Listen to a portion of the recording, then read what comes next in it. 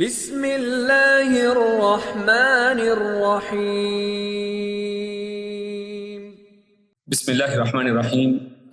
الحمد للہ رب العالمین والصلاة والسلام علی اشرف الانبیاء وسید المرسلین، اما بعد فاعوذ باللہ من الشیطان الرجیم۔ رب اشرح لی صدری ویسر لی امری واحلل عقدۃ من لسانی یفقہوا قولی،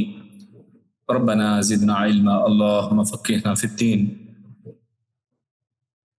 آج کے تفسیر القرآن الکریم کے اس درس میں انشاءاللہ ہم سورۃ التوبہ کی آیت نمبر 93 سے 99 تک، 93 سے 99 تک کا مطالعہ کریں گے۔ اور آج کے اس درس میں جو موضوعات ہمارے سامنے ہیں اس میں سب سے پہلے اللہ رب العزت نے ان لوگوں کا تذکرہ کیا ہے کہ دل جن کے ایسے ہیں کہ جیسے ان کے اوپر مہر لگی ہو، سمجھنے سے قاصر، سر بے مہر دل۔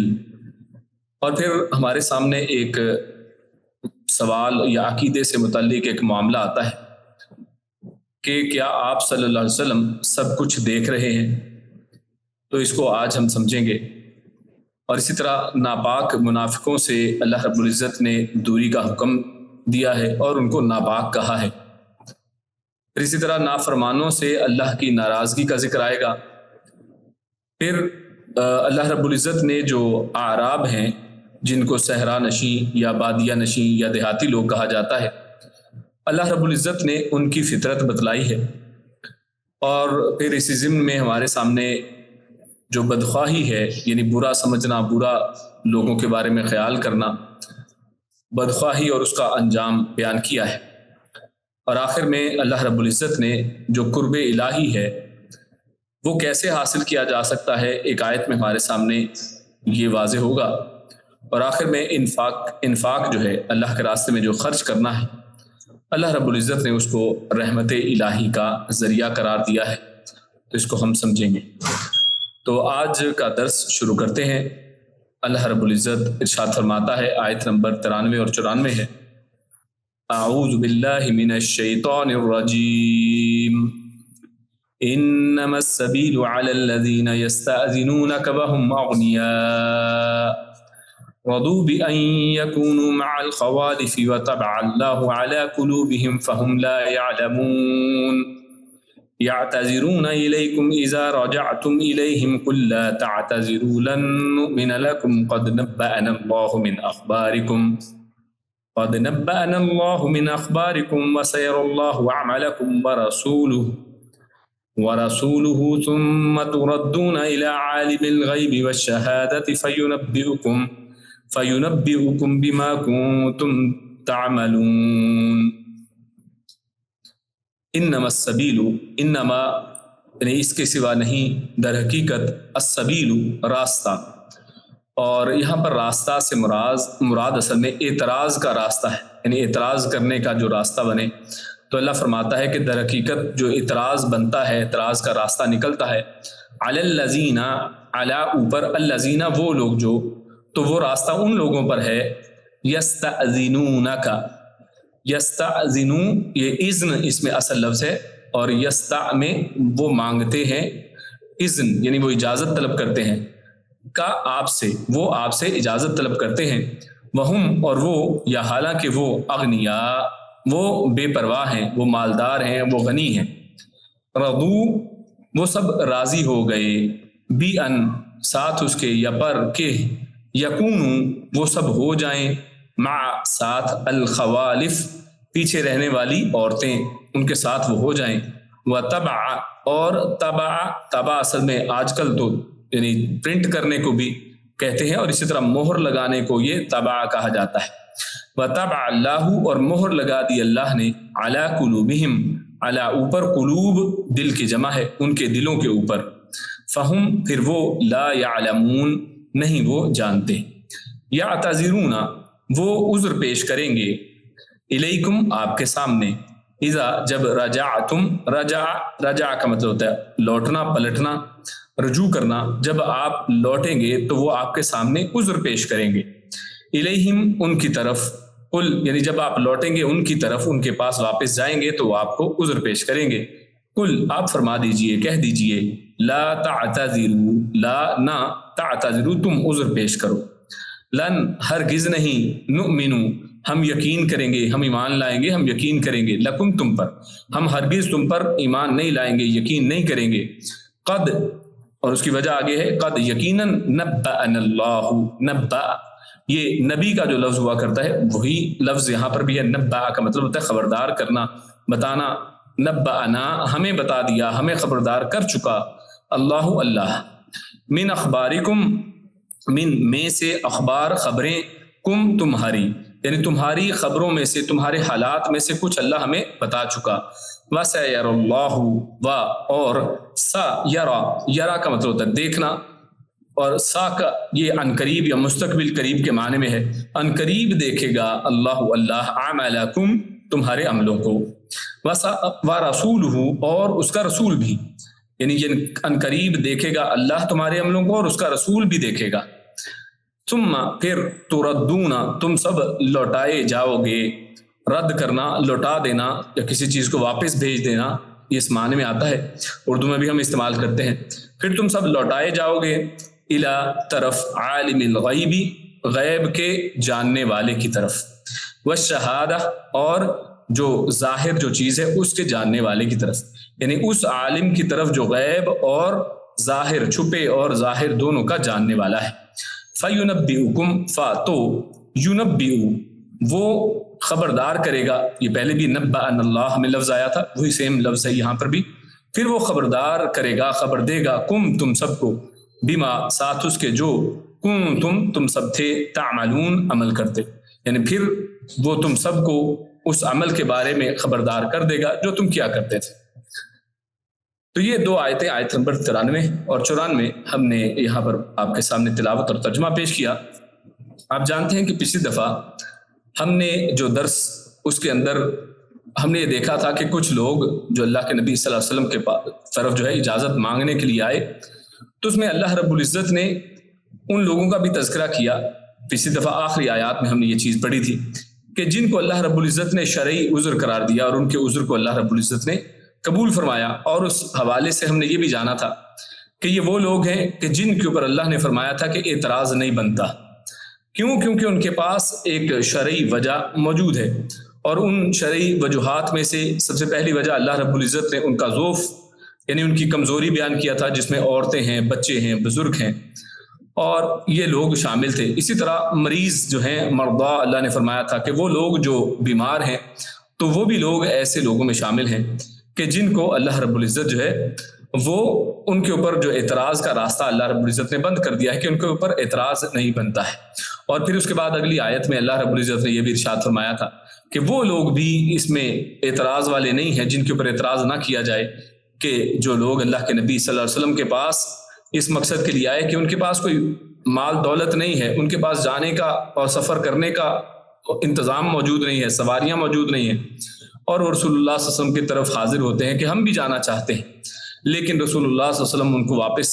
جو ہے لوٹا دیتے ہیں کہ ان کے پاس، اللہ کے نبی صلی اللہ علیہ وسلم کے پاس ان کو لے جانے کے لیے کوئی بندوبست نہیں، سواریاں رسول اللہ صلی اللہ علیہ وسلم ان کو مہیا نہیں کر پاتے ہیں، تو اس لیے وہ واپس لوٹتے ہیں اور روتے ہیں اس کے اوپر کہ ہم کیوں اس جہاد میں، اس غزوے کے اندر، اس جہاد کے اندر ہم شامل نہ ہو سکے۔ تو جہاں پر اللہ رب العزت ایک طرف ایسے لوگوں کا تذکرہ کرتا ہے، تو یہ اللہ رب العزت کا جو کلام ہے، اللہ رب العزت کا جو طریقہ کار ہے، وہ یہ ہے کہ اللہ رب العزت جو ہے جہاں پر حق کی بات ہو ساتھ باطل کی بات بھی کر دیتا ہے، جہاں اندھیرے کی بات ہو ساتھ روشنی کی بات کر دیتا ہے، توحید کی بات ہو تو ساتھ شرک کی بات کر دیتا ہے، تاکہ اس کے دونوں پہلو خوب اجاگر ہو جائیں، بات اچھی طرح سے سمجھ میں آ جائے۔ تو یہ اکثر مقامات پر اللہ رب العزت کا یہی طریقہ کار رہتا ہے۔ تو یہاں پر بھی اللہ تعالیٰ نے یعنی اس کا ایک دوسرا پہلو بیان کیا ہے کہ ایک طرف تو وہ لوگ ہیں کہ جن کا عذر اللہ رب العزت نے قبول فرمایا اور ان کے اوپر اعتراض نہیں بنتا ہے، لیکن آج یہاں پر جو ہم پڑھ رہے ہیں اللہ فرماتا ہے انما السبیل علی الذین یستأذنونک، کہ ان کے اوپر اعتراض کا راستہ کھلا ہے، انما یعنی اس کے سوا نہیں کہ آپ اعتراض کر سکتے ہیں، ان کے پاس، آپ کے پاس یہ بالکل کھلا راستہ ہے، اعتراض بنتا ہے ان کے اوپر کہ جو لوگ جو ہیں وہ بہانے باز ہیں، اور ان کا بہانہ کیا ہے، حالانکہ وہ کیا ہیں، وہم اغنیاء، حالانکہ وہ غنی ہیں، وہ بے پرواہ ہیں، نہ انہیں سواری کی کوئی پرواہ ہے، نہ انہیں کوئی مال و دولت کی پرواہ ہے، نہ ان کو کوئی تندرستی کا مسئلہ ہے کہ وہ بیمار ہیں یا وہ جا نہیں سکتے ہیں، نہ وہ ضعیف ہیں، نہ وہ کوئی بزرگ ہیں، نہ عورتیں ہیں، نہ بچے ہیں، یعنی کوئی ان کے پاس عذر باقی نہیں بچتا ہے، وہ بالکل ہر عذر سے بے پرواہ ہے۔ لیکن اس کے باوجود وہ آپ کے پاس کیا آتے ہیں؟ یستاذنونک، پھر بھی اجازتیں مانگتے ہیں۔ تو اللہ رب العزت نے فرمایا کہ ایسے لوگوں پر پھر اعتراض بنتا ہے،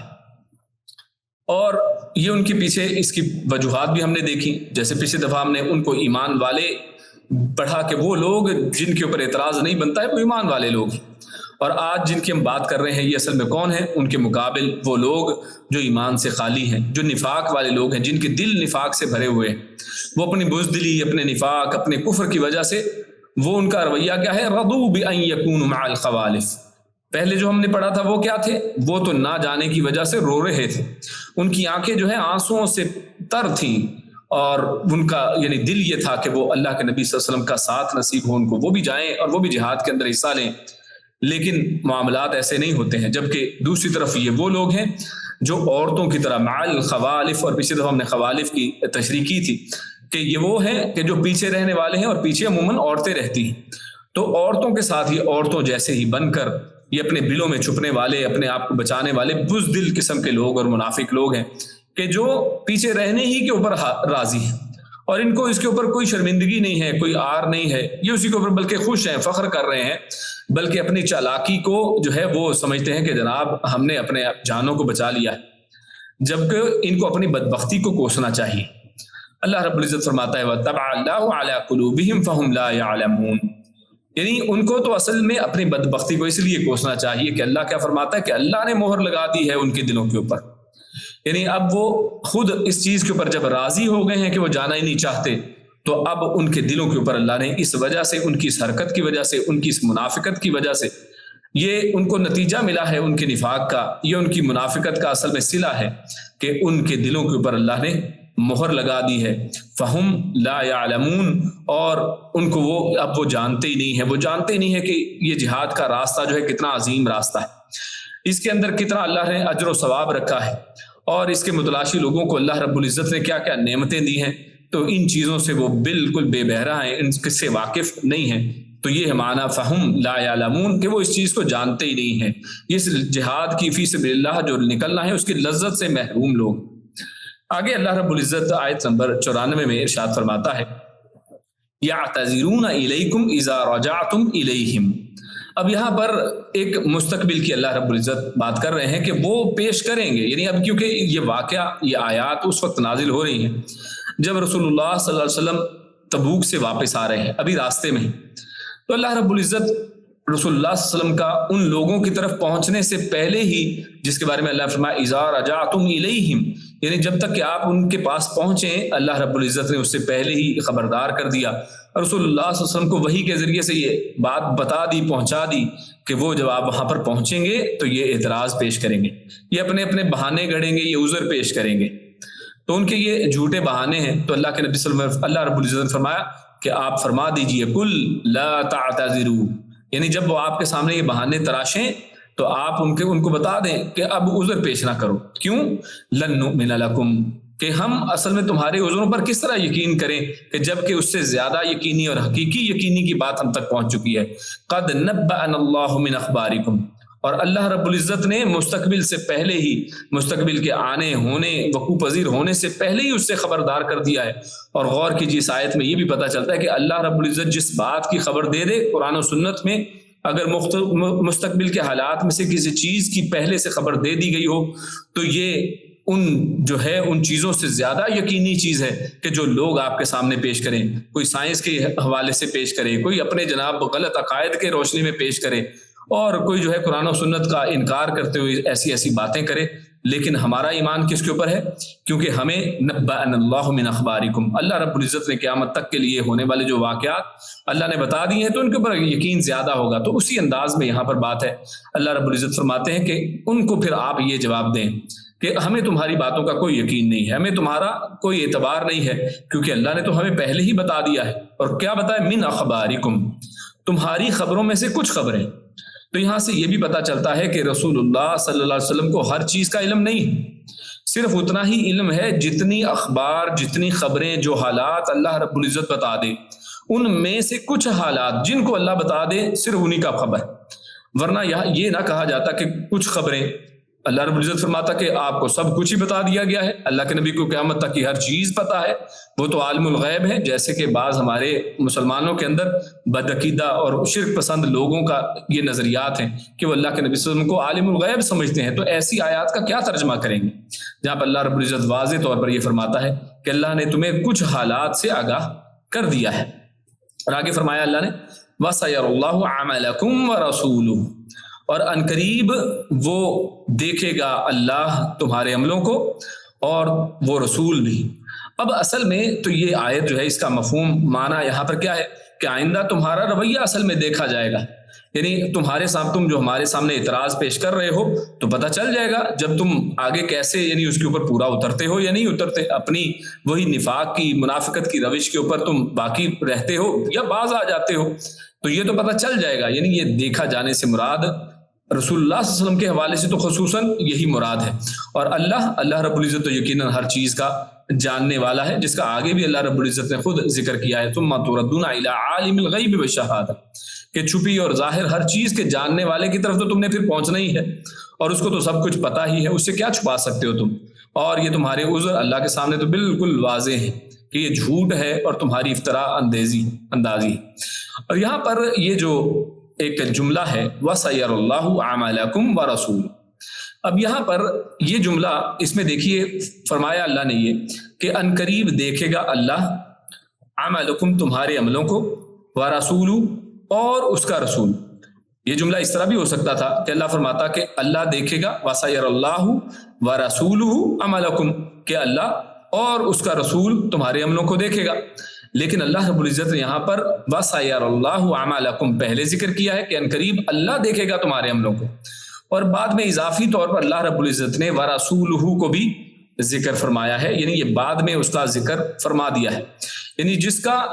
جس سے یہ ایک چیز بالکل واضح ہمارے سامنے آتی ہے کہ اللہ نے عمل کے دیکھے جانے کی اصل نسبت جو ہے وہ کس کی طرف کی ہے؟ اپنی طرف کی ہے۔ وَسَيَرُ اللَّهُ عَمَلَكُمْ کہ انقریب اللہ دیکھے گا تمہارے ان اعمال کو، اللہ دیکھ لے گا، اس کو نگرانی اللہ کرنے والا ہے، تو یہ اصل ذات نگرانی کرنے والی، اصل ذات جو دیکھنے والی وہ تو اللہ کی ذات ہے۔ اس جملے کی اس ترتیب، اس اسلوب سے ہمیں یہ بات پتہ چلتی ہے، اور کیونکہ وہ اللہ رب العزت تو ہر چیز جاننے والا ہے، ظاہر و باطن کا جاننے والا ہے، جیسے آگے بھی بیان ہو گیا، تو اس کے بعد پھر اللہ اور اللہ کے رسول بھی ان کے اوپر بھی ظاہر ہو جائے گا، یعنی جب تم عمل کرو گے تو اللہ کے نبی بھی دیکھ لیں گے کہ تم اس اپنے جو عذر ہیں تمہارے، جو تمہارے بہانے ہیں، جو تمہاری باتیں ہیں، ان کے اوپر کتنے پورے اترتے ہو، کہ واقعی تمہارے معاملات ایسے ہی ہیں جیسا کہ تم بیان کر رہے ہو۔ تو یہ اللہ کے نبی صلی اللہ علیہ وسلم کی طرف تو اس کی نسبت صرف ظاہری عمل کے تعلق سے کہ رسول اللہ صلی اللہ علیہ وسلم بھی جان جائیں گے، تو اور دوسری بات اس کا معنی یہ بھی مفسرین نے کیا ہے کہ اللہ کے نبی صلی اللہ علیہ وسلم کو تو تم یعنی یہ اپنی بات چیت کے ذریعے سے اور اپنے ظاہری عمل سے مطمئن کر بھی سکتے ہو، آپ ظاہری طور پہ کچھ دکھائیں جیسے منافقین کرتے تھے، نمازوں میں سب سے پہلی صف میں وہ رہتے تھے اور مسلمانوں کی صفوں کے اندر وہ شامل رہتے تھے تاکہ کہیں مسلمان ہم پر شک نہ کریں، لیکن دلی کیفیت وہ تو یقیناً اللہ رب العزت ہی جانتا ہے۔ تو اسی لیے فرمایا کہ آخر میں تو پھر تمہیں اللہ اور جو عالم الغیب اور شہادہ یعنی جو غیب اور ظاہر کا جاننے والے اسی کی طرف آنا ہے، اور وہ تو ہر چیز تمہیں بھی بتا دے گا کہ تمہارے دل کی حالت اصل میں کیا تھی۔ فَيُنَبِّئُكُم بِمَا كُنتُمْ تَعْمَلُونَ، یعنی وہ تمہارے دلوں کی حالتیں بھی تمہیں بتا دے گا کہ تم اصل میں تمہارا نظریہ کیا تھا، اصل میں تم کیا چاہتے تھے، اصل میں تمہارے عقائد اور نظریات کیسے تھے۔ تو یہاں پر اللہ رب العزت نے یعنی مفسرین نے یہاں پر ایک اہم نقطے کی طرف اشارہ کیا ہے کہ بعض جو ہیں جو شرک پسند لوگ ہیں، شرک کی بیماری میں مبتلا آلودہ لوگ جو ہیں، وہ اس آیت سے ایک غلط طرف استدلال بھی کرتے ہیں، یعنی ایک صحیح دلیل اس کے اندر جو بنتی ہے وہ آپ کے سامنے اوپر پیش کر دی گئی، جبکہ دوسرے کچھ لوگ جو ہیں وہ اس سے یہ نتیجہ نکالتے ہیں کہ اللہ اور اس کے رسول دونوں ہمارے حالات سے واقف ہیں، کہ دیکھیے اوپر اللہ نے کہا کہ اللہ دیکھے گا اور تمہارے عملوں کو اور اس کا رسول بھی دیکھے گا، یعنی وہ کہتے ہیں اس دیکھنے کی نسبت اللہ اور اس کے رسول کیونکہ دونوں کی طرف اس آیت میں آئی ہے تو اس کا مطلب ہے اللہ اور اس کے رسول دونوں ہمارے حالات سے واقف ہیں، دونوں ہمارے حالات کو دیکھنے والے ہیں، کیونکہ اس آیت کے مطابق وہ دونوں سب کچھ دیکھ رہے ہیں۔ تو اصل میں یہ آیت کا مطلب نہیں ہے، اصل تو مطلب وہی ہے جو پہلے بیان ہم نے کر دیا ہے، مگر یہ حضرات جو ہیں یہ ایسے عقائد رکھنے والے ہیں کیونکہ ان کے دل کے اندر وہ شرک کی بیماری پائی جاتی ہے، وہ قرآن مجید کو پورے کا پورا نہیں لیتے ہیں، جبکہ قرآن مجید کی دیگر آیات بلکہ اسی صورت کے اندر جو بعض آیات ہیں وہ اس کا پھر جواب کیا نکالیں گے؟ اگر اس یہاں پر وَرَسُولُهُ سے وہ مراد یہ لیتے ہیں کہ جیسے اللہ جانتا ہے اسی طرح رسول اللہ صلی اللہ علیہ وسلم بھی جانتے ہیں ہر چیز کو، یا جیسے اللہ دیکھے گا رسول اللہ بھی ویسے ہی دیکھیں گے، تو پھر یہ دیکھیے اللہ رب العزت اسی صورت میں اس کی آیت نمبر 105 میں اللہ کیا فرماتا ہے؟ اللہ فرماتا ہے وَقُلِ اعْمَلُوا فَسَيَرَ اللَّهُ عَمَلَكُمْ وَرَسُولُهُ وَالْمُؤْمِنُونَ، اور کیجئے ایز اٹ از اسی طرح کے الفاظ ہیں اعملوا فسيرى الله اعمالكم، یہاں پر بھی یہ وسيرى الله اعمالكم ورسوله، وہاں پر بھی ورسوله ہے، اور اس کے بعد یہاں پر دیکھیے آیت نمبر 105 میں اللہ نے ساتھ فرمایا والمؤمنون، اور ایمان والے بھی، یعنی اور آپ اللہ کے نبی فرما دیجئے کہ تم عمل کرو پس ان قریب اللہ تمہارا عمل دیکھے گا، اور اس کا رسول اور ایمان والے بھی۔ اب یہ دیکھیے اب یہاں پر کیا ایمان والے جو ہیں، کیا میں اور آپ ایمان والے نہیں ہیں؟ یہ جو لوگ یہ عقیدہ رکھتے ہیں کیا اپنے بارے میں ان کا ایمان کا عقیدہ درست نہیں ہے کہ وہ اپنے آپ کو مومن نہیں سمجھتے ہیں؟ اگر سمجھتے ہیں تو پھر کیا وہ بھی غیب کے بارے میں جانتے ہیں؟ کیا وہ بھی منافقین کے حالات سے واقف ہیں؟ ان کو تو یہ نہیں پتا ہے کہ خود کے اندر بھی نفاق موجود ہے کہ نہیں۔ کوئی ایک مسلمان بھی اپنے بارے میں بھی صحیح طرح سے واقف نہیں ہے، اور دوسروں کے بارے میں انسان کیا اس کے بارے میں بات چیت کر سکتا ہے کہ جناب فلاں بندہ اس طرح کا ہے یا فلاں اس طرح، اس کے دل کی حالتوں کو آپ کیسے جانتے ہیں؟ آپ کیسے ان کے حوالات سے واقف ہیں؟ آپ نہیں جانتے ان کے بارے میں، جبکہ آیت تو یہ کہہ رہی ہے والمؤمنون، تو کیا اس کا مطلب یہ نکالا جائے کہ آپ بھی جانتے ہیں؟ نہیں۔ تو جب آپ کے بارے میں، جب ایمان والوں کے بارے میں ہمارا یہ عقیدہ نہیں ہے کہ یہاں پر والمؤمنون سے مراد یعنی ہمارا جاننا نہیں ہے، اور یہ جاننے سے مراد کیا ہے کہ ہم دیکھ لیں گے جب وہ عمل یہ اس طرح کے کریں گے، جب ان کی حرکتیں ہمارے سامنے واضح ہوں گی، جب ان کی یہ جو کارستانیاں ہیں جو مسلمانوں کے سامنے آ جائیں گی، رسول کے سامنے آ جائیں گی تو صلی اللہ علیہ وسلم، تو پھر سب کو پتہ چل جائے گا۔ تو اس سے مراد اصل میں یہی ہے۔ اسی طرح تو کہ اللہ کے آگے ایک اور دلیل بھی ہے، سورۃ النمل میں آیت نمبر اس کی 65 ہے، اللہ فرماتا ہے قُلْ لَا يَعْلَمُ مَا فِي السَّمَاوَاتِ وَالْأَرْضِ الْغَيْبَ إِلَّا اللَّهُ، کہ اے پیارے حبیب صلی اللہ علیہ وسلم آپ فرما دیجئے کہ آسمان و زمین میں جو غیب ہے، لا يعلم، نہیں جانتا کوئی بھی، من فی السماوات والارض، جو آسمانوں میں ہے جو زمین میں ہے، اس میں کوئی شخص بھی ایسا نہیں ہے کہ جو علم رکھتا ہو، جو غیب کے بارے میں علم رکھتا ہو۔ آسمان و زمین میں جو کچھ اللہ نے چھپا رکھا ہے اس کا علم کسی کو ہو، کوئی ایسا ہے ہی نہیں سوائے الا اللہ، سوائے اللہ کے، کہ اللہ جانتا ہے کہ اس زمین و آسمان میں اللہ نے کیا چھپا رکھا ہے۔ وما یشعرون ایان یبعثون، ان کو غیب کا علم کہاں سے ہوگا؟ وہ تو اپنے بارے میں بھی اس چیز کا علم نہیں رکھتے ہیں کہ ان کو قیامت والے دن ان کی قبروں سے اٹھایا کب جائے گا۔ ان کو تو اس بارے میں بھی پتہ نہیں ہے کہ وہ اپنی قبروں سے کب اٹھائے جائیں گے۔ تو ان کے حوالے سے یہ عقیدے رکھنا، جتنے بھی آج دیکھیے کہ کتنا بڑا جو ہے ایک طبقہ ہمارے اسلام اور مسلمانوں کے اندر ایسا ہے کہ جو قبروں کے اندر جو اس دنیا سے جا چکے وہ نیک لوگ تھے، وہ اچھے لوگ تھے۔ چلے یہ ہم اس بارے میں ہم یعنی کوئی بات نہیں کر سکتے ہیں، کیونکہ نیک بھی شامل ہیں، جن لوگوں کو لوگ پکارتے ہیں ان میں بہت سے نیک لوگ بھی شامل ہیں اور بہت سے بالکل برے لوگ بھی شامل ہیں، خیر وہ جیسے بھی ہوں، لیکن بات تو یہ ہے کہ وہ اب قبروں کے اندر جا چکے، ان کو تو اپنا بھی علم نہیں ہے کہ کب اٹھائیں جائیں گے، الا یہ کہ ان کے بارے میں یہ عقیدہ رکھا جائے کہ جناب وہ ہماری ہر حالت سے واقف ہیں اور ہماری مدد کر سکتے ہیں اور ہماری باتوں کو سن کر سمجھ کر پھر آگے اللہ تک پہنچا سکتے ہیں۔ اللہ تو فرماتا ہے وما یشعرون ایان یبعثون، ان کو تو یہ بھی شعور نہیں ہے، ان کو تو اس بات کا بھی علم نہیں ہے کہ وہ اٹھائے کب جائیں گے۔ اس طرح سورۃ الاعراف کی آیت نمبر 188 میں اللہ فرماتا ہے وَلَوْ كُنْتُ أَعْلَمُ الْغَيْبَ لَاسْتَكْثَرْتُ مِنَ الْخَيْرِ، اگر مجھے غیب کا کچھ علم ہوتا تو میں بہت سی اپنے لیے بھلائیاں اکٹھی کر لیتا۔ رسول اللہ صلی اللہ علیہ وسلم کے بارے میں اللہ رب العزت فرما رہے ہیں کہ اللہ کے نبی صلی اللہ علیہ وسلم کو اگر غیب کا علم ہوتا تو بہت سی اپنی زندگی میں جو بھلائیاں تھیں جو وہ حاصل کرنا چاہتے تھے، اللہ کے نبی صلی اللہ علیہ وسلم اپنے چچا کے بارے میں نہیں چاہتے تھے کہ وہ ایمان لے آئیں، اللہ کے نبی صلی اللہ علیہ وسلم اپنے بارے میں ان کی اپنی اولاد کے حوالے سے نہیں چاہتے ہوں گے کہ ان کی اولاد جو ہے وہ نرینہ جو اولاد ہے وہ زندہ رہے، لیکن اللہ رب العزت جو ہے، اللہ رب العزت نے یہ چیزیں ان کے ہاتھ میں نہیں رکھی ہیں۔ اللہ کے نبی کو یہ باتیں معلوم ہی نہیں ہے، وما مسنی السوء، اور مجھے کوئی تکلیف نہ پہنچتی۔ اللہ کے نبی کو کیا تکلیفیں نہیں پہنچی ہیں؟ اس بات کی دلیل ہے کہ اللہ کے نبی کو علم غیب نہیں ہے، اللہ کے نبی نہیں جانتے ہیں، وہ حالات سے واقف نہیں ہیں، ورنہ اللہ کے نبی صلی اللہ علیہ وسلم یہ جو حفاظ کرام تھے ان کو ان یہودیوں کے حوالے نہ کرتے اگر پتہ ہوتا کہ یہ آگے جا کر ان سب کو شہید کر دیں گے۔ اس طرح سورۃ التوبہ کی آیت نمبر 101 میں آپ دیکھیے اللہ فرماتا ہے لا تعلمہم، آپ نہیں جانتے ان کو، نحن نعلمہم، ہم جانتے ہیں ان کو۔ اللہ کے نبی کتنے واضح الفاظ میں یہاں پر فرمایا کہ ہمیں ان کے بارے میں پتہ ہے، آپ کو نہیں پتہ ہے، لیکن اس کے باوجود بھی لوگ ایسے عقائد رکھیں تو یہ بالکل گمراہی والی بات ہے۔ اس کے بعد آخر میں اسی آیت کے آخر میں اللہ فرماتا ہے ثم تردون الی عالم الغیب، کہ پھر تم اصل میں عالم الغیب کی طرف لوٹائے جانے والے ہو، تم اس کی طرف لوٹائے جاؤ گے، فَيُنَبِّئُكُم بِمَا كُنتُمْ تَعْمَلُونَ، پھر وہ بتائے گا تمہیں، خبردار کرے گا تمہیں کہ جو تم عمل کرتے تھے۔ تو اس میں مفسر لکھتے ہیں کہ اس کے اندر بھی ایک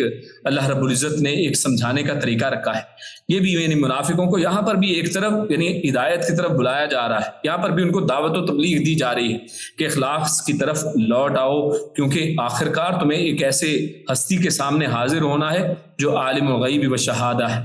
جس سے تم اپنی منافقت کو چھپا نہیں پاؤ گے، اپنے دل کے فریبوں کو تم اس سے چھپا نہیں سکتے ہو، لہٰذا تم یہیں پر دنیا میں اپنے آپ کو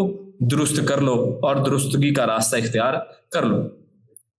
اس کے بعد اللہ رب العزت آیت نمبر 95 سے 99 تک میں کیا فرماتا ہے، اس سے پہلے ہم آیات کی جو ہے تلاوت اور ترجمہ پیش کرتے ہیں۔ سَيَحْلِفُونَ بِاللَّهِ لَكُمْ إِذَا قَلَبْتُمْ إِلَيْهِمْ لِتُعْرِضُوا عَنْهُمْ فَأَعْرِضُوا عَنْهُمْ إِنَّهُمْ رِجْسٌ وَمَأْوَاهُمْ جَهَنَّمُ جَزَاءً بِمَا كَانُوا يَكْسِبُونَ يحلفون لكم لترضوا عنهم فإن ترضوا عنهم فإن الله لا يرضى عن القوم الفاسقين الأعراب أشد كفرا ونفاقا وأجدر ألا يعلموا حدود ما أنزل الله على رسوله والله عليم حكيم ومن الأعراب من يتخذ ما ينفق مغرما ويتربص بكم الدوائر عليهم دائرة السوء والله سميع عليم ومن الأعراب من يؤمن بالله واليوم الآخر ويتخذ ما ينفق قربات عند الله وصلوات الرسول ألا إنها قربة لهم سيدخلهم الله في رحمته إن الله غفور رحيم۔ اللہ رب العزت ارشاد فرماتا ہے سَيَحْلِفُونَ عنقریب یحلفون وہ حلف اٹھائیں گے۔ حلف اٹھانا یہ اردو میں لفظ استعمال ہوتا ہے قسمیں کھانے کے اعتبار سے، قسم اٹھاتا ہے انسان، حلف اٹھاتا ہے تو اس کے لیے استعمال ہو۔ سَيَحْلِفُونَ عنقریب وہ سب قسمیں کھائیں گے، باللہ اللہ کی، لکم تمہارے سامنے، اذا جب انقلبتم جب آپ لوٹ کر جائیں گے، الیہم ان کی طرف، لتعرضوا اور مقصد ان کا بتایا جا رہا ہے، لی تاکہ، تعرضوا تاکہ تم سب اعراض کرو، درگزر کرو، عنہم ان سے، فاعرضوا تو چاہیے کہ تم سب درگزر کرو، عنہم ان سے، انہم بے شک وہ، رجس کہتے ہیں ناپاکی کو، بے شک وہ ناپاکی ہیں، یعنی وہ ناپاک ہیں، اصل میں تو ناپاکی ہے لفظ یہاں پر، تو ان کی ناپاکی کی وجہ سے ظاہر ہے وہ ناپاک ہیں، ومأواہم اور ان کا ٹھکانہ جہنم ہے، جزاءً جو ایک بدلہ ہے، بما اس کا جو کانو وہ تھے، یکسبون جو کسب کرتے، جو کمائی کرتے، یحلفون وہ سب قسمیں کھائیں گے، لکم آپ کے لیے، تمہارے لیے، لترضوا تاکہ تم سب راضی ہو جاؤ، عنہم ان سے، فإن پس اگر ترضوا آپ راضی ہو بھی جاؤ، عنہم ان سے، فإن اللہ فاتو ان بے شک اللہ لا یرضا نہیں راضی ہوگا وہ، عن القوم الفاسقین فاسق قوم یا فاسق لوگوں سے۔ العراب جو اعراب ہیں یعنی دیہاتی لوگ، اشد وہ زیادہ سخت ہیں، کفرن کفر میں، ونفاقن اور نفاق میں، واجدر اور زیادہ لائق ہیں، اللہ یہ کہ نہ، یعلمون وہ سب جانیں، حدود ان حدود کو، ان احکامات کو، ما جو انزل اللہ جو اللہ نے نازل کیے ہیں، علی رسولہ اپنے رسول پر، واللہ اور اللہ علیم وہ خوب جاننے والا ہے، حکیم خوب حکمت والا ہے۔ ومن الاعرابی اور اعراب ہی میں سے یعنی دیہاتیوں میں سے من جو یتخذ خیال کرتا ہے ما جو ينفق وہ خرچ کرتا ہے مغرمن تاوان یعنی دیہاتیوں میں سے کوئی ایسے بھی ہیں جو یہ خیال کرتے ہیں کہ جو وہ خرچ کرتے ہیں وہ تاوان ہے وَيَتَرَبَّصُ اور وہ انتظار کرتے ہیں بکم آپ پر تم پر الدوائر زمانے کی گردشوں کا علیہم انہی پر ہے دائرۃ السوء گردش جو ہے برائی کی دائرہ یہ اردو میں بھی ہم لفظ استعمال کرتے ہیں سرکل کو دائرے کو واللہ اور اللہ سمیع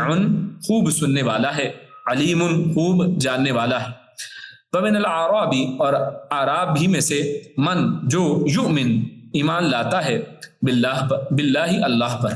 یعنی انہی دیہاتیوں میں سے ایسے بھی ہیں جو اللہ پر ایمان لاتا ہے والیوم الاخر آخر اور آخرت کے دن پر ویتخذ اور وہ خیال کرتا ہے یعنی یا وہ پکڑتا ہے ما ينفق جو وہ خرچ کرتا ہے یعنی اسے جو وہ خرچ کرتا ہے اس کو وہ خیال کرتا ہے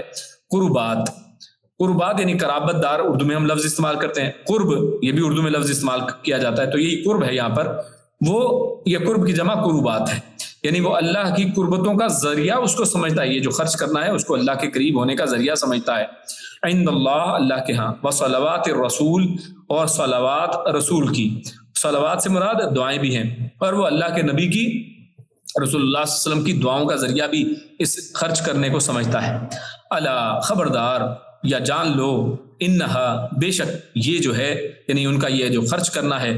قربتن وہ یقیناً قربت کا ذریعہ ہے لہم ان کے لیے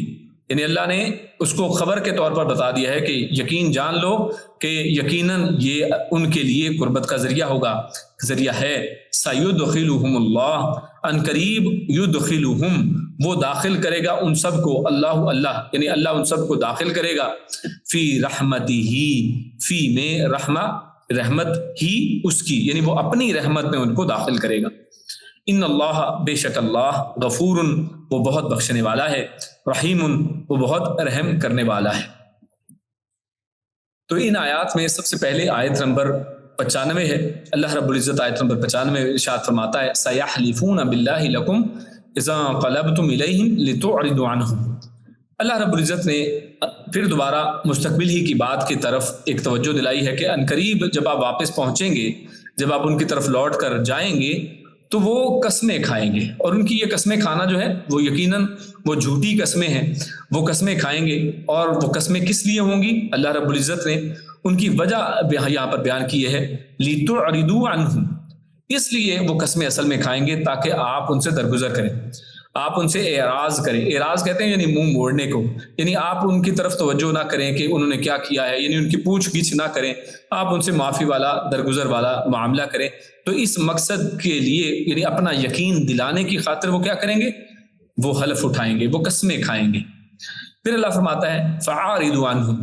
یعنی جب وہ قسمیں پھر کھا لیں تو اللہ نے پھر کہا اعرضوا تو تمہیں اعراض کرو یعنی ان کا مقصد کیا تھا اعراض یعنی ان کا مقصد یہ تھا کہ آپ ان سے درگزر کریں. لیکن یہاں پر یہ جو دوبارہ اعراض کا ذکر آیا ہے ایک عمل کے طور پر ایک فعل امر کے طور پر کہ آپ کو بھی یہ کرنا چاہیے تو وہ اصل میں کیا ہے تو اللہ فرماتا ہے فَعَارِضُوا کہ پھر تم بھی ان سے اعراض کرو عنہم ان سے یعنی ان کے بارے میں ان کے جو معاملات ہیں ان کے حوالے سے اگر وہ اعراض یا درگزر کا معاملہ چاہتے ہیں تو درگزر کے ساتھ ساتھ آپ ان سے اعرضوا یہاں پر جو مراد ہے وہ کیا ہے کہ آپ ان سے اصل میں قطع تعلق کریں. یہ اعراض سے مراد یعنی منہ موڑنا ہوتا ہے یعنی آپ پھر ان سے منہ موڑ ہی لیں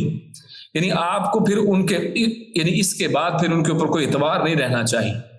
یعنی وہ تو یہ چاہ رہے ہیں نا کہ آپ ان کو صرف معاف کر دیں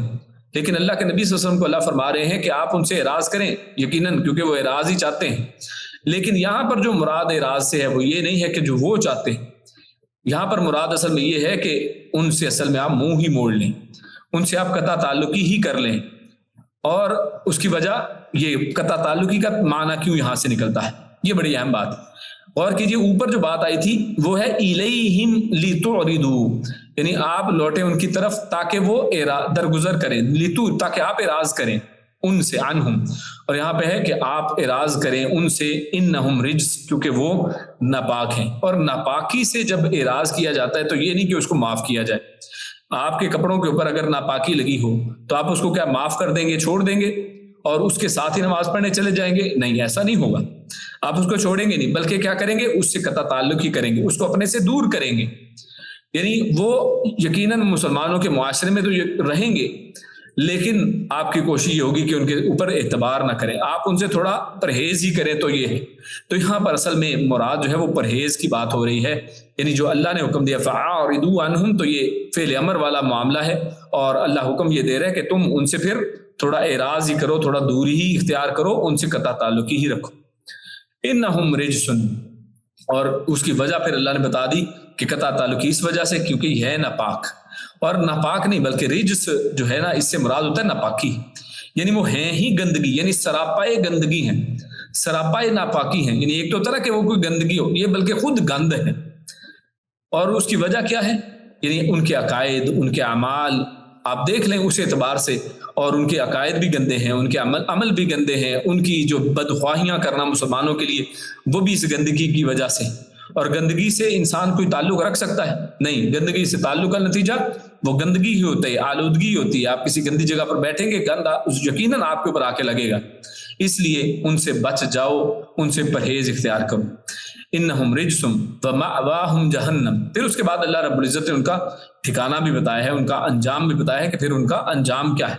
اس سے پہلے ہم دیکھتے ہیں کہ اللہ رب کے نبی صلی اللہ علیہ وسلم کا پھر اس حکم کے اوپر عمل پھر کیا تھا.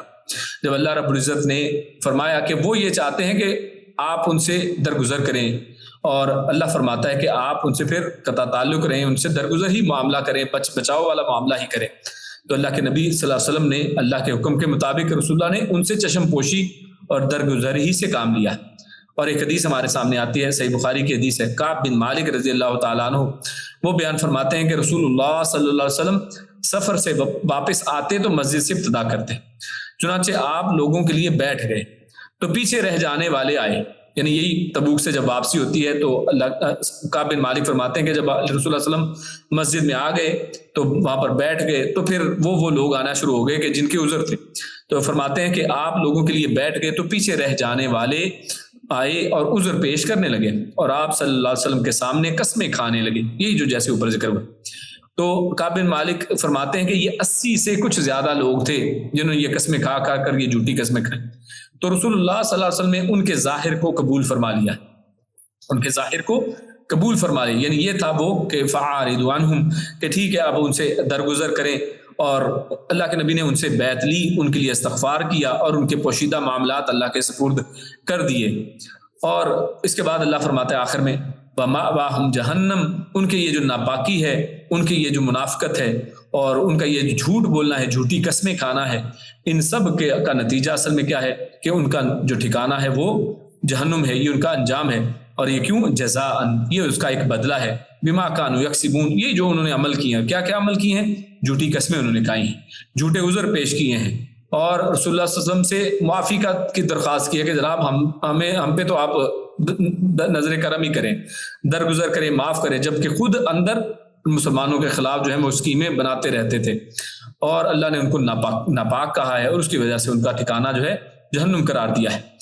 آگے فرمایا اللہ رب العزت نے، آیت نمبر 96 ہے، یحلفون لکم لترضوا عنہم. اب ان کی ایک دوسری وجہ، دوسرا ایک مقصد بیان کیا جا رہا ہے کہ وہ یہ جو قسمیں کھا رہے تھے، ایک وجہ تو یہ تھی کہ آپ ان سے اعراض کریں، آپ ان سے درگزر کریں. اب دوسری وجہ بیان کی جا رہی ہے، فَإِن، اللہ فرمایا لترضوا عنہم، تاکہ آپ ان سے راضی ہو جائیں. یعنی ایک تو ہے نا کہ معاف کر دیں، اب وہ یہ بھی چاہتے ہیں کہ آپ ان سے راضی ہو جائیں. اب راضی کیسے ہوں؟ یعنی جب اللہ رب العزت بیان کر چکا، بتا چکا کہ یہ سب ہیں ہی جھوٹے، اللہ کے نبی صلی اللہ علیہ وسلم کو سارے حالات سے واقف اللہ نے کر دیا، ان کے اخبار جو ہیں اللہ نے بیان کر دی جیسے پچھلی آیت میں آیا، تو وہ چاہتے ہیں کہ آپ ان سے راضی ہو جائیں. فَإِن تَرْضَوْا، اللہ رب العزت فرماتا ہے کہ آپ ہو سکتا ہے ان کی یہ جو جھوٹی قسمیں ہیں ان کے دھوکے میں آ جائیں، آپ ہو سکتا ہے ان سے راضی ہو بھی جائیں. فَإِن تَرْضَوْا، اگر آپ ان سے راضی ہو بھی جائیں، فَإِنَّ اللَّهَ لَا يَرْضَىٰ، اللہ ان سے راضی نہیں ہوگا. اللہ رب العزت نے بیان کر دیا کہ آپ چاہے ان سے راضی ہو بھی جائیں. اچھا، رسول اللہ صلی اللہ علیہ وسلم ان سے راضی کیوں ہوں گے؟ کیا اللہ کے نبی صلی اللہ علیہ وسلم منافقوں سے راضی ہونے والے ہیں؟ نہیں. اس سے بھی مراد یہاں سے بھی وہ بات اور قوی ہوئی کہ رسول اللہ صلی اللہ علیہ وسلم کو غیب کا علم نہیں ہے. اس لیے اللہ کے نبی صلی اللہ علیہ وسلم کے حوالے سے تو یہ فرمایا جا رہا ہے کہ اگر آپ ان سے راضی ہو جائیں، کہ اللہ کے نبی تو راضی ہو سکتے ہیں ان کے ظاہر کو دیکھ کر، ان کے ظاہری معاملے، ان کے دھوکے بازی کو دیکھ کر اللہ کے نبی تو ان کے چکر میں آ سکتے ہیں، لیکن اللہ رب العزت ان کے ان چکروں میں آنے والا نہیں ہے. ان اللہ لا یرضی عن القوم الفاسقین، اور اس کی وجہ اللہ نے بیان کر دی ہے. کیوں؟ کیونکہ وہ کیا ہیں؟ عن القوم الفاسقین، وہ فاسق لوگ ہیں، وہ نافرمان قسم کے لوگ ہیں. جو نافرمان ہوتے ہیں ان سے اللہ کیسے راضی ہو سکتا ہے؟ جبکہ اللہ رب العزت عالم الغیب والشہادہ ہے، ان کے ظاہر اور جو باطن ہے سب سے واقف. اس کے باوجود کہ اللہ رب العزت ان سے راضی ہو جائے؟ نہیں. اور دوسرا یہاں پر مفسرین نے ایک نقطہ نکالا ہے، وہ کہتے ہیں اس سے مراد یہ بھی ہے کہ جو فاسق ہے نا، نافرمانی جو فسق ہے، یہ اللہ رب العزت کی ناراضگی کا سبب ہے. اللہ رب العزت فاسقوں سے کبھی راضی نہیں ہوتا ہے. اس لیے ہم اپنا جائزہ لے لیں اور اپنے اندر جو فسق ہے، جو فسق کی بیماری ہے، نافرمانی کی بیماری ہے، کہ جب پتہ چل بھی جائے کہ اللہ کا فرمان یہ ہے، رسول اللہ صلی اللہ علیہ وسلم کا فرمان یہ ہے، اس کے باوجود کہ نہیں ہم میں ایسا نہیں ہے، نہیں جناب ہم تو ایسے ہی کریں گے، معاشرہ تو ایسے کرتا ہے، ہمارے تو رواج ایسے کہتے ہیں کرتے ہیں، تو یہ اصل میں اللہ کی نافرمانی ہے. اور اللہ کی نافرمانی جو ہے وہ اللہ رب العزت کو دھوکہ نہیں دے سکتی. آپ دنیا کو تو جو مرضی چکر دے دیں کہ نہیں جناب دنیا رکھنی پڑتی ہے، یہ ہے وہ ہے، آپ اعتراض پیش کر لیں، جو 100 اعتراض ہیں انسان پیش کرتے ہی ہیں، ہم سب جانتے ہی ہیں. لیکن فإن اللہ لا یرضی، لیکن اللہ رب العزت راضی نہیں ہوتا ایسے لوگوں سے جو فاسق ہوں، جو نافرمان قسم کے لوگ. تو شاہ عبد القادر رحمہ اللہ وہ لکھتے ہیں اپنی تفسیر میں کہ جس شخص کے حالات سے معلوم ہوتا کہ وہ منافق ہے،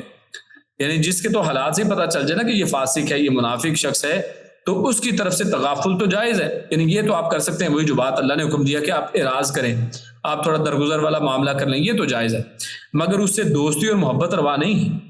کہ آپ جناب پھر بھی ان سے جو ہے نا احتیاط نہ کریں، پھر بھی ان سے بچ بچاؤ نہ کریں، بلکہ ان سے دوستیاں بنا رہے ہیں، ان کی محفلوں میں جا کے بیٹھ رہے ہیں، آپ کو فرق ہی کوئی نہیں پڑتا. آپ کہتے ہیں نہیں جانا پڑتا ہے جناب، دوست ہیں اور یہ ہے وہ ہے. کتنے ہی ہمارے معاشرے میں ایسے لوگ ہیں کہ جو کبھی ان کی پتہ بھی چل جائے کہ یہ لوگ ان کی محفلیں درست نہیں ہیں، یہ لوگ بدعقیدہ لوگ ہیں، یہ بدعتی لوگ ہیں، یہ جناب صحابہ کرام سے نفرت کرنے والے، صحابہ کرام کے خلاف بکواسات کرنے والے لوگ ہیں، پھر بھی ان کو سنیں گے، ان کی محفلوں میں بیٹھیں گے، ان کی ویڈیوز دیکھیں گے، ان کے چینلوں کو سبسکرائب کریں گے، ایسے دوستوں کی دوستیاں رکھیں گے. تو یہ درست نہیں بات نہیں ہے، بلکہ کیونکہ اللہ رب العزت نافرمان قوم سے جو ہے وہ راضی نہیں ہے. تو جب اللہ راضی نہیں ہے تو ہمیں بھی ان سے راضی نہیں ہونا چاہیے. آگے اللہ رب العزت نے اگلی جو آیات ہیں، آیت نمبر 97، 98، 99، یہ تینوں آیات میں اعراب جو ہیں ان کا تذکرہ کیا ہے. اب یہ جو اعراب ہیں یہ اصل میں کون ہوتے ہیں؟ تو اعراب اصل میں عرب کے جو صحرا میں رہنے والے لوگ ہیں، بادیہ نشین جن کو کہتے ہیں، جن کو دیہاتی بھی کہا جاتا ہے. تو ان سے مراد وہ سب لوگ ہیں، اور یہاں مراد ان کی جنس کے بعض افراد ہیں، یعنی سارے اعراب مراد نہیں ہیں. اس آیت میں جو حکم ان کے بارے میں بات آ رہی ہے، تو اس آیت کے تعلق سے اگر دیکھیں تو یہاں پر سب اعراب مراد نہیں، یعنی سب دیہاتی ایسے نہیں ہے جیسا یہاں پر تذکرہ کیا گیا ہے. اور اسی لیے الاعراب کا ہے، یعنی کچھ خاص کچھ ایسے لوگ جن کا یہاں پر تذکرہ، صرف انہی کی بات یہاں پر ہو رہی ہے کہ وہ اعراب ایسے ہیں. خیر یہ جو دیہاتی لوگ ہیں، یہ جو صحرا نشین لوگ ہیں،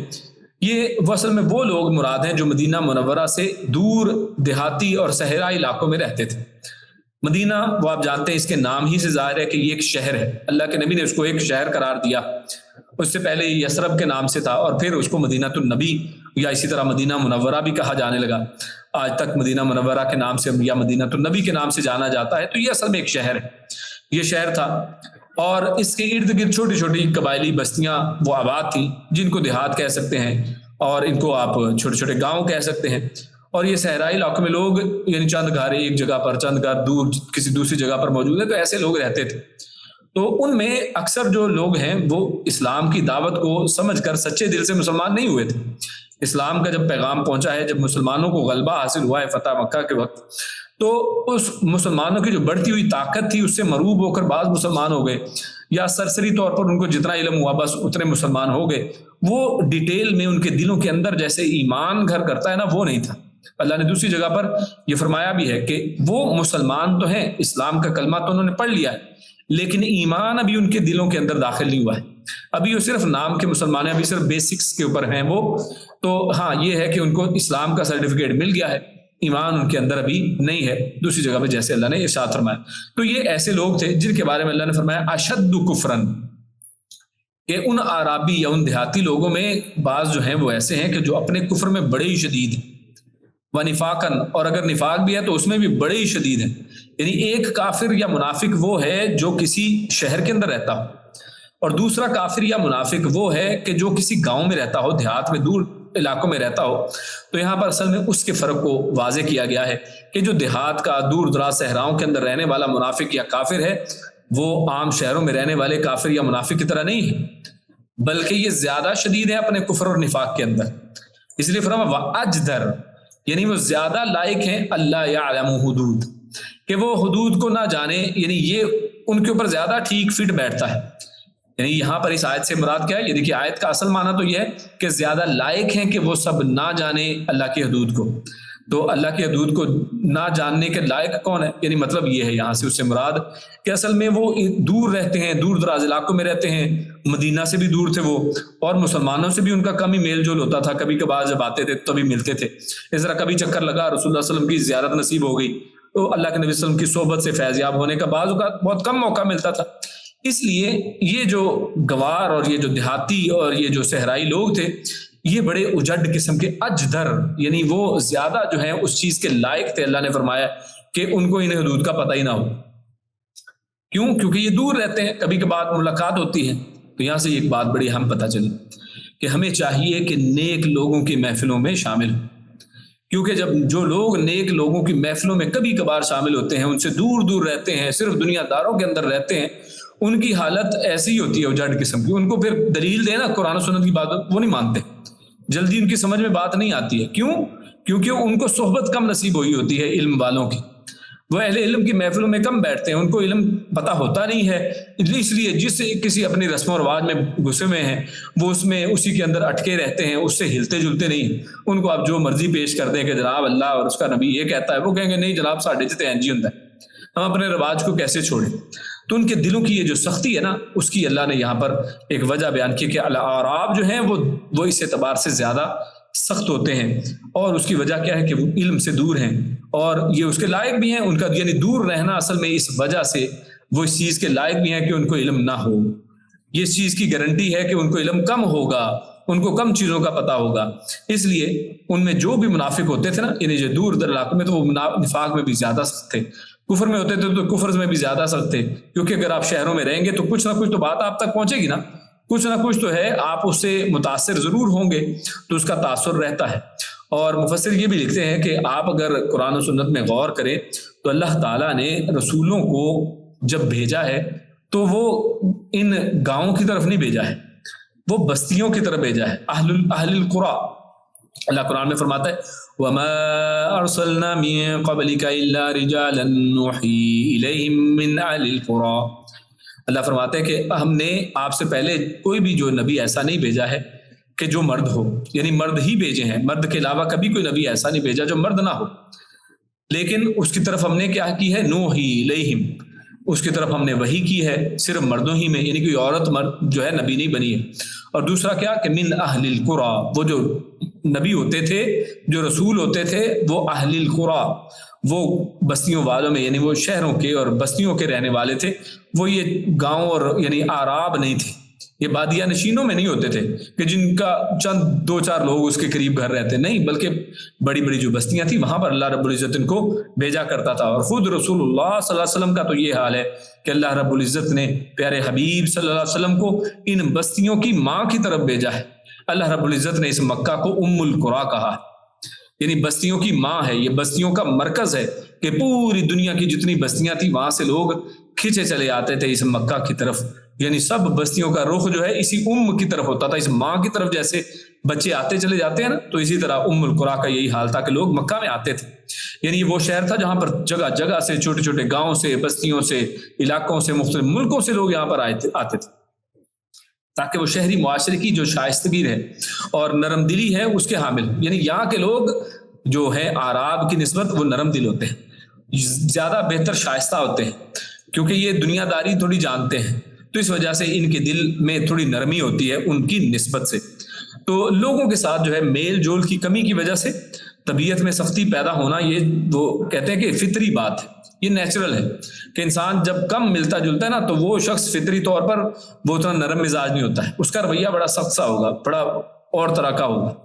رسول اللہ صلی اللہ علیہ وسلم نے ارشاد فرمایا، عبداللہ ابن عباس رضی اللہ تعالیٰ عنہما وہ اس حدیث کے راوی ہیں، یہ ابو داؤد، ترمذی، نسائی ان سب نے اس کو روایت کیا ہے، اور علامہ البانی رحمہ اللہ نے صحیح کہا ہے اس کو. اور اللہ کے نبی نے فرمایا کہ جو بادیہ میں سکونت رکھے، یعنی جو بھی آراب ہو، جو بھی دور دراز جو ہے دیہاتوں میں وہ سکونت رکھے، ان میں رہے، وہ سخت دل ہو جاتا ہے۔ اور کہ جی اللہ کے نبی کا فرمان ہے کہ جو اس طرح دور دور رہتا ہے نا، کبھی شہروں میں آنا جانا نہیں، ملنا ملانا نہیں ہے، تو وہ بادیہ میں جو سکونت رکھتا ہے اس کی وجہ سے وہ سخت دل ہو جاتا ہے۔ اور جو شکار کے پیچھے ہی لگ جائے وہ غافل ہو جاتا ہے، یہ شکار اس کو غفلت دلاتا ہے۔ اور جو سلطان کے پاس آئے وہ آزمائش میں ڈال دیا جاتا ہے۔ اللہ کے نبی نے یقیناً یہ تینوں باتیں درست اور سچ کہی۔ اور بعض عراب کے سخت دلی پر اس حدیث سے بھی روشنی پڑتی ہے، جس کو سیدہ عائشہ ام المومنین عائشہ رضی اللہ تعالیٰ عنہ انہوں نے بیان فرمایا کہ عراب کے کچھ لوگ رسول اللہ صلی اللہ علیہ وسلم کے پاس آئے، اور اس وقت جو ہے نا رسول اللہ صلی اللہ علیہ وسلم انہوں نے آپ کو یعنی انہوں نے جب دیکھا تو وہ اللہ کے نبی صلی اللہ علیہ وسلم جو حسنین کریمین ہیں، حسن اور حسین رضی اللہ تعالیٰ عنہما، ان کو چوما۔ اللہ کے نبی ان کو چوم رہے ہیں، تو ان عراب نے ان کو چومتے ہوئے دیکھا رسول اللہ کو، تو کہنے لگے کہ کیا تم لوگ اپنے بچوں کو چومتے ہو؟ یعنی ان کو یہ چیز عجیب لگی کہ جناب تم لوگ اپنے بچوں کو چومتے ہو۔ لوگوں نے کہا ہاں، تو وہ کہنے لگے لیکن اللہ کی قسم ہم تو نہیں چومتے ہیں۔ تو اس پر رسول اللہ صلی اللہ علیہ وسلم نے ارشاد فرمایا، اور کیا میں اختیار رکھتا ہوں اگر اللہ نے تم سے رحم کرنا نکال لیا ہے؟ یعنی مجھے پھر اس کے اوپر کوئی اختیار نہیں ہے۔ اللہ نے تم میں سے اگر رحم کو نکال ہی دیا ہے تو میں کیا کر سکتا ہوں؟ یعنی یہ تم اپنی حالت کے خود ذمہ دار ہو، ہم پہ اعتراض نہ کرو، بلکہ اعتراض تم اپنے آپ پہ کرو۔ میں تمہاری حالت کو کیسے ٹھیک کروں جبکہ اللہ نے تمہارے دلوں سے رحم نکال دیا ہے؟ اور اس کے رحم نکالنے کی وہی وجہ یعنی ہمارے سامنے واضح آتی ہے کہ اصل میں ان کا دیہاتوں کے اندر اور جو دنیا ہے یا کہہ لیں کہ جو شہر ہیں ان سے دوری ہے، کہ شہر میں آ کر بندہ تھوڑا سا شائستگی اس کے اندر آ جاتی ہے، تھوڑی نرم دلی آ جاتی ہے، لوگوں کے ساتھ مل کر رہنا آ جاتا ہے۔ یہاں پر دیکھیں نا، ہم لوگ ایک دوسرے ملک میں رہتے ہیں پاکستانی، لیکن سعودی عرب کے اندر رہتے ہیں۔ اب یہاں پر ہمارے ساتھ مختلف ملکوں کے لوگ ہیں، کوئی سوڈان سے ہے، کوئی جو ہے کوئی مصر سے ہے، کوئی ایران سے ہوگا، کوئی جناب پاکستان سے ہے، کوئی انڈیا سے ہے، مختلف طرح طرح کے لوگ آپ کو ملتے ہیں، اور اس کی وجہ سے سب کے ساتھ رہنا، آپ کو مل جل کر رہنا آ جاتا ہے۔ جبکہ جو لوگ صرف اپنی اپنی ایک قبیلے ان کے اندر رہتے ہیں، انہی کے قاعدوں کو فالو کرتے ہیں، انہی کے رسم و رواج کو مانتے ہیں، تو اس کی وجہ سے ان کے دلوں کے اندر ایک سختی پیدا ہو جاتی۔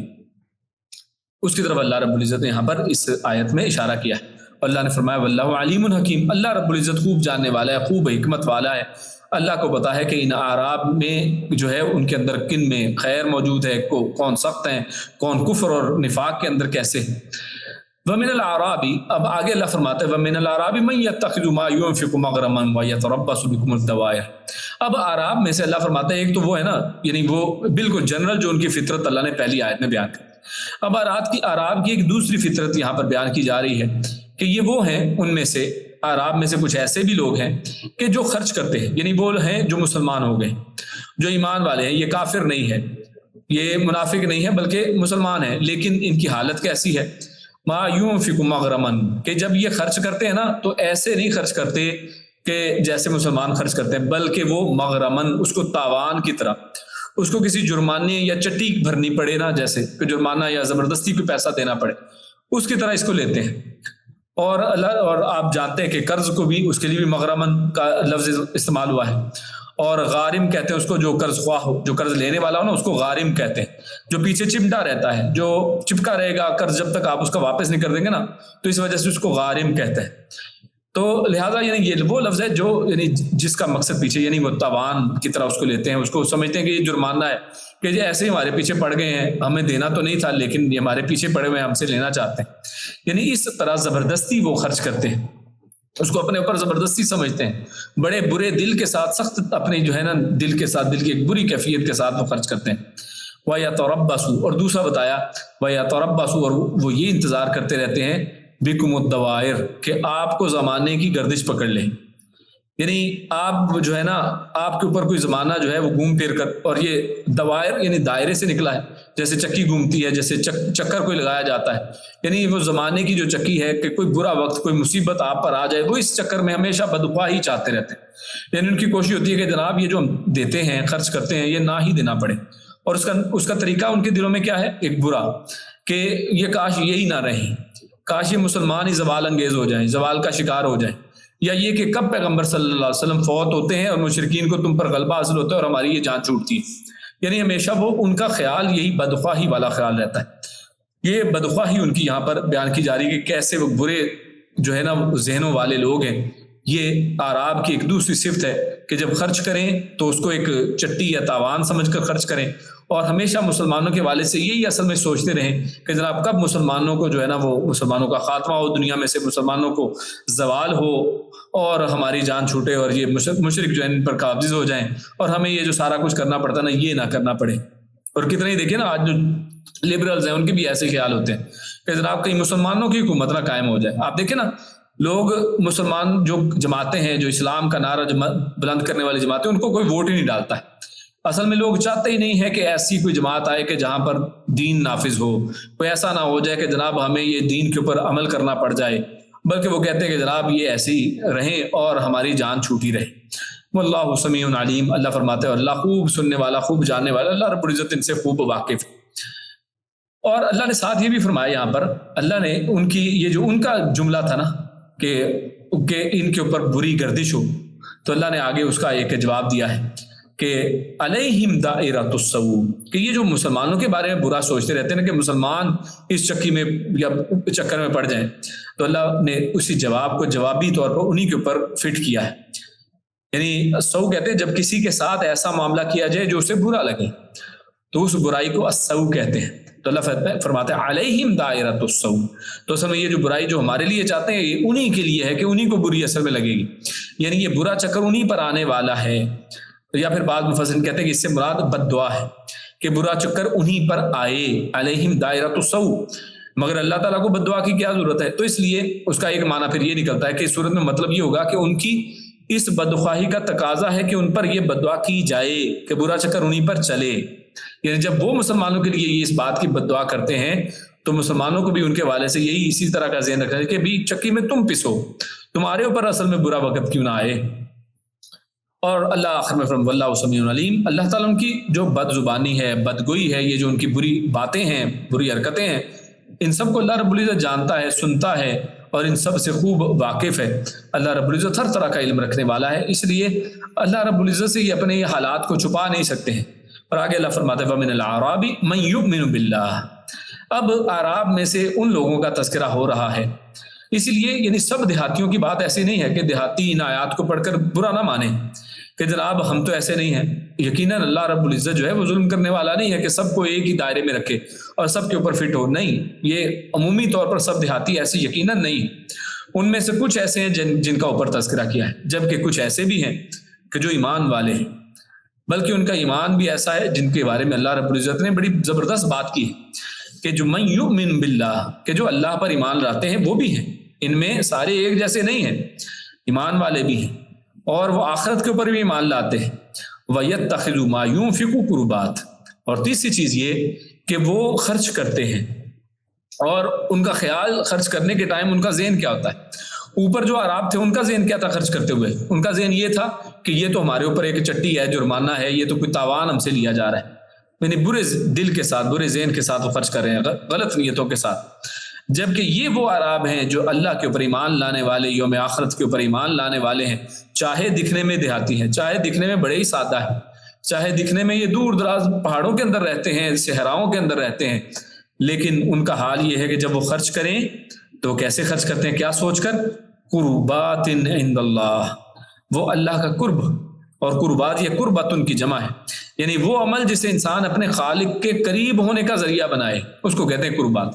یہ اللہ کے ہاں اللہ کا قرب حاصل کرنے کے لیے یہ عمل کرتے ہیں. اب غور کیجیے, یہاں پہ پتہ چلتا ہے ایک تو وہ ہے نا جو ہمارے معاشرے میں ہے, لوگ در در کی خاک چاندتے ہیں, غیر اللہ کے ساتھ شرک کرتے ہیں, غیر اللہ کے قبروں کے اوپر جا جا کر سجدے کرتے ہیں, ان کے اوپر رکوع کرتے ہیں, ان کے اوپر چڑھاوے چڑھاتے ہیں, ان کے اوپر منتیں مانگتے ہیں. کس لیے؟ اللہ نے قرآن میں ان کا جواب دیا ہے کہ وہ تاکہ وہ اللہ کے قریب کر دیں. اور بھائیو اگر واقعی اللہ کے قریب ہونا چاہتے ہو تو یہ ہے فارمولہ, اللہ نے بتا دیا ہے.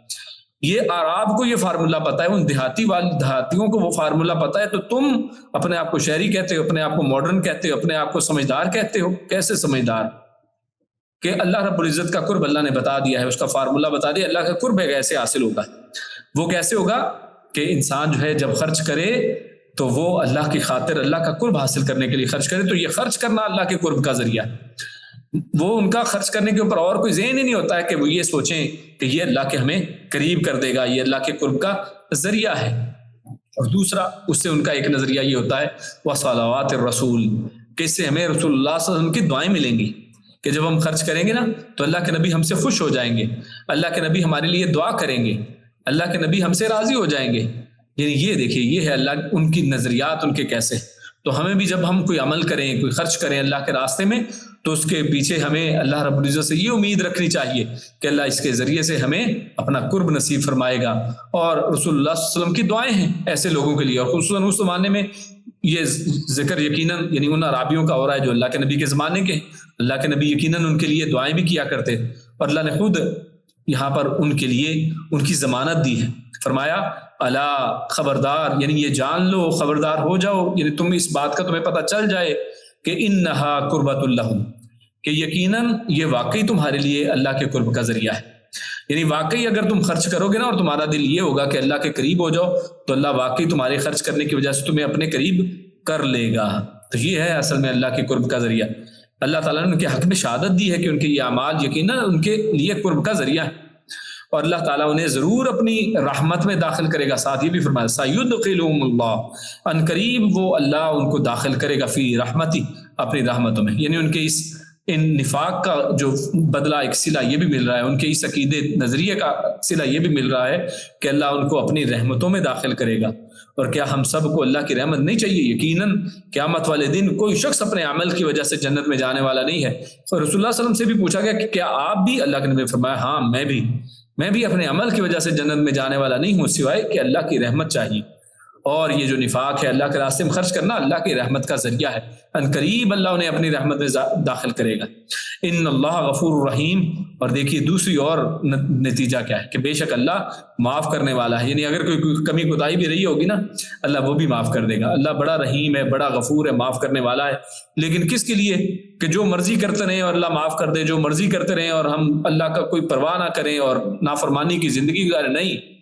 بلکہ ایمان لائیں اللہ کے اوپر، یوم آخرت کے اوپر، اللہ کے راستے میں خرچ کریں۔ اللہ کے نبی کی دعائیں اور اللہ کے نبی صلی اللہ علیہ وسلم کی دعائیں کیسے آئیں گی؟ جب تک آپ اللہ کے نبی کے اوپر عمل نہیں کرتے ہیں، ان کے راستے پر عمل نہیں کرتے ہیں، ان کے خلاف عمل کرتے ہیں، اللہ کے قربت کی بجائے آپ نئے طریقے نکالتے ہیں قربت حاصل کرنے کے، یہ جائز نہیں ہے۔